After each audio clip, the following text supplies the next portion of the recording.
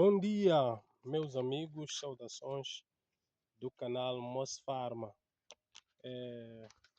Quero saudar a todos os inscritos do canal pela força, o apoio e dedicação. Eu agradeço a Deus sobre essas mudanças. O canal está a crescer, graças a vocês, graças a todo o apoio aí que os amigos fazem, né? E hoje vamos falar sobre o aspecto de um viveiro, o que deve ser feito dentro do viveiro, quais são os parâmetros, os procedimentos a serem feitos para a escolha de um viveiro, quais são os postes recomendados para a instalação de um viveiro. Então, hoje vamos falar desses aspectos fundamentais para poder instalar um viveiro, né? Em primeiro lugar, para a escolha de um viveiro, é necessário a identificação de uma área própria. Essa área deve ser uma área identificada, uma área perto, né, do local definitivo. Então, ao escolher uma área para a instalação de viveiro, primeiro deve observar este aspecto local, né? Este local da escolha de um viveiro deve ser um local onde apresenta uma boa drenagem, né? Nesse caso, os solos devem ser bem drenados e também deve ter uma inclinação. Se formos a ver, aqui onde eu estou é o ponto mais alto, mas quando nós formos a olhar para lá adiante, lá é o ponto menor. Então deve possuir uma inclinação de 1 a 3% para facilitar aquilo que é a drenagem de água. Então é necessário que os nossos solos sejam solos drenados para facilitar aquilo que é a filtração de água. Outro aspecto que o produtor ou viveirista ou engenheiro agrônomo é responsável pela instalação do local de um viveiro, ele deve observar aquilo que é a fonte de água. Então, o viveiro deve ser instalado perto da fonte de água para permitir aquilo que é as regas, né? Se formos observar aqui, o nosso furo está do outro lado lá. Deixa eu virar a câmera. Nosso furo está lá. Olha só, naquela árvore lá é onde está o nosso furo. Então, eu não tenho alguém aqui para me ajudar a girar a câmera e tudo mais, mas eu vou estar a explicar sobre este local. E eu estava a dizer que deve ser um local perto de fonte de água para evitar aquilo que é gastos, né, de transporte de água e também pode acabar as árvores morrer. E o outro aspecto é a proximidade de área, de local, de plantio. Então, o agrônomo, o técnico deve respeitar esse fator que é a instalação de viveiro perto da área de plantio. Por quê? As mudas elas não podem percorrer longos quilômetros, né? Porque pode haver perturbação da terra, por exemplo, esse solo que está na bolsa, ela não pode ser perturbada, porque as raízes que estão aqui ainda não adquiriram consistência, né? Então, podemos fazer com que durante a viagem haja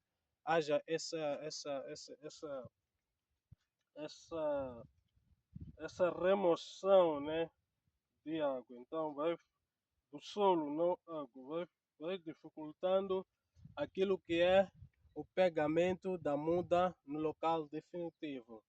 E o outro aspecto é sobre o controlo de pragas e doenças.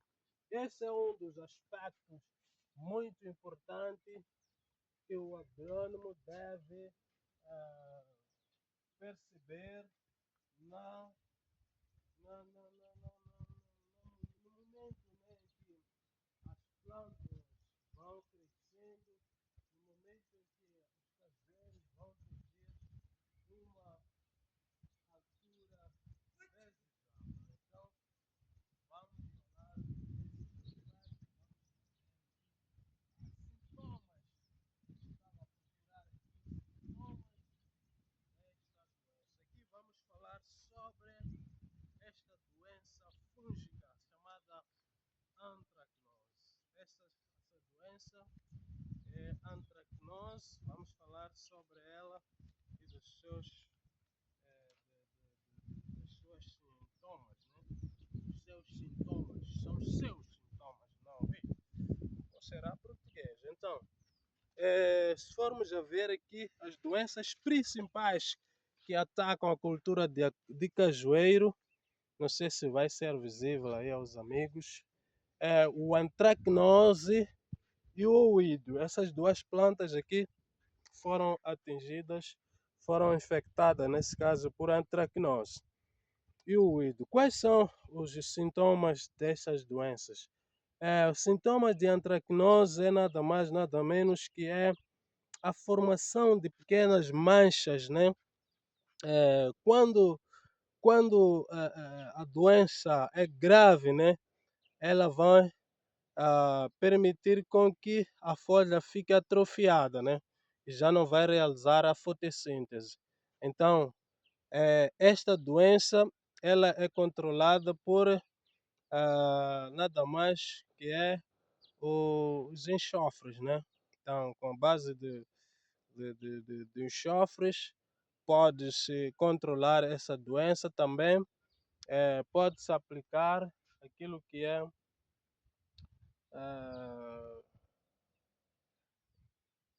não, é isso, sim. É na base dos enxofres, porque isso trata-se de um fungo.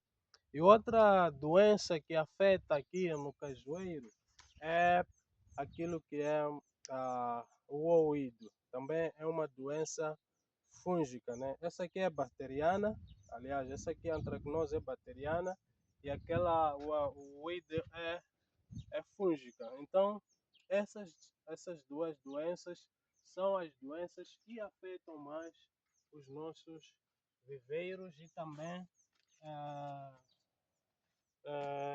os nossos campos. Essas duas doenças elas ocorrem no período de frio, geralmente a partir de junho, nesse caso, a partir de março, abril, maio, junho, onde as temperaturas são baixas, é que é propício para a ocorrência desta doença aqui. Então, o produtor, o agrônomo, deve se responsabilizar muito para controlar esta doença. Então, esta doença causa grandes,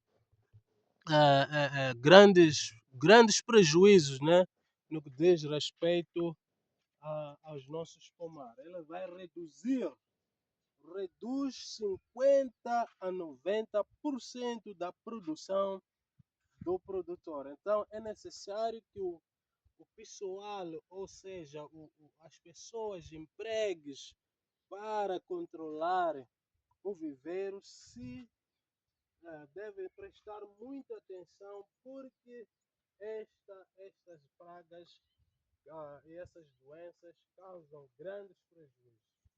Então, nós estávamos a falar do controle de doenças, pragas e ervas daninhas.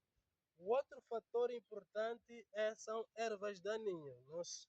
Ervas daninhas designa-se a ervas daninhas a qualquer planta, né, ou erva que possa surgir aqui no viveiro ou no campo definitivo, que não é a cultura que nos interessa, né?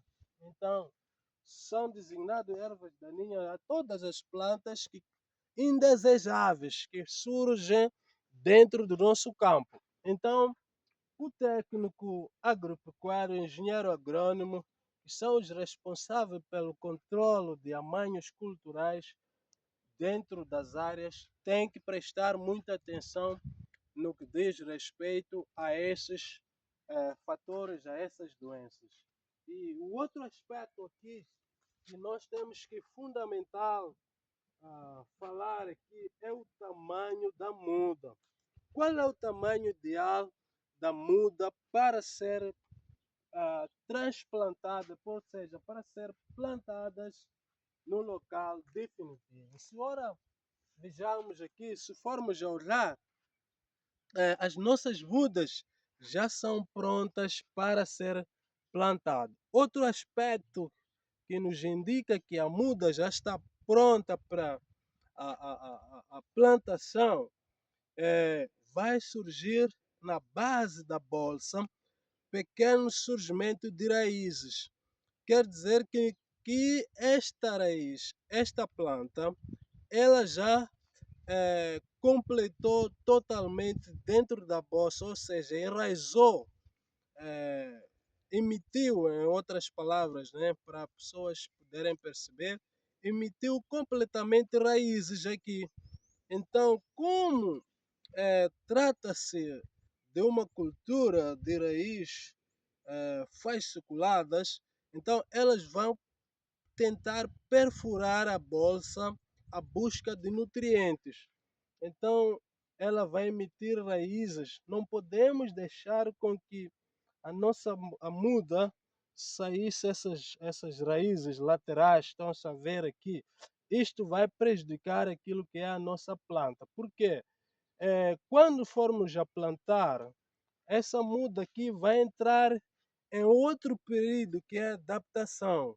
Então, devido ao sofrimento dessas raízes, estão-se a observar aqui, ela vai levar um tempo para poder readaptar-se e assimilar a novas condições. Então, o outro aspecto é o tamanho ideal. Então, a nossa muda deve ter pelo menos o diâmetro de um lápis, né?